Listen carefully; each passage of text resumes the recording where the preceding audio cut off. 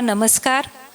आजच्या या भव्य नागरी सत्कार समारंभानिमित्त मंचावर उपस्थित सर्व मान्यवर व येथे उपस्थित असलेले सर्व आप्तेष्ट, नातेवाईक व गावकरी मंडळी, मी आपणा सर्वांचं स्वागत करते.